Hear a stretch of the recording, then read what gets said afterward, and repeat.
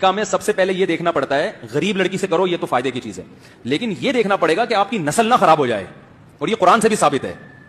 میں غریب لڑکیوں سے نکاح کا مشورہ بھی دیتا ہوں، بیواؤں سے بھی دیتا ہوں، طلاق یافتاؤں سے بھی دیتا ہوں، لیکن چند چیزوں پہ کمپرومائز نہیں کرنا۔ اگر کوئی ایسا خاندان ہے جن میں تمیز ادب ہے ہی نہیں، چور اچکے ہیں وہاں کے لوگ، عورتیں، پھر شادی آپ کو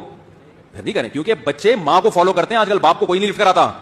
آپ کے بچے اس ڈیزائن کے پیدا ہوں گے کہ آپ بولو گے یار یہ کیا عذاب میں ڈال دیا ماموں نے ٹھیک ہے نا، تو اس پہ کمپرومائز نہیں کرنا ہے۔ پھر یہ قرآن سے کہاں ثابت ہے یہ میں کسی اور وقت بتاؤں گا۔ ہاں کسی کو خدا نخواستہ زنا کا خوف ہو، یہ خطرہ ہے کہ اگر نکاح نہیں کیا تو میں زنا میں پڑ جاؤں گا، پھر وہ جیسے تیسے جہاں بھی موقع ملتا ہے نکاح کر لے، کیونکہ زنا سے بچائے اپنے آپ۔ لیکن نارملی غریب لڑکیوں سے تو کریں، بیوہ سے بھی کریں، اپنی سی عمر میں زیادہ ہے تو بھی کریں۔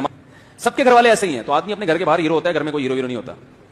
گھر میں وہ انڈے ٹائم پہ لا کے دے، آلو پیاز ٹماٹر ٹائم پہ لا کے دے تو بہت اچھا ہے۔ خواتین کو اس سے کون کیا غرض ہوتی ہے، میاں نماز پڑھتا ہے نہیں پڑھتا، درود شریف پڑھتا ہے نہیں پڑھتا، کہنے بھائی تو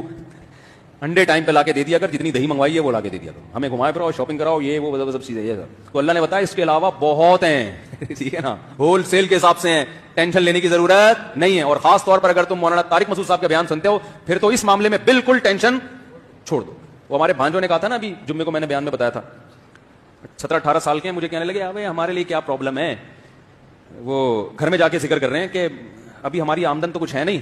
تو کچی آبادی میں 2000 روپے کرائے پر کمرہ مل جاتا ہے، تو کسی بیوہ سے کر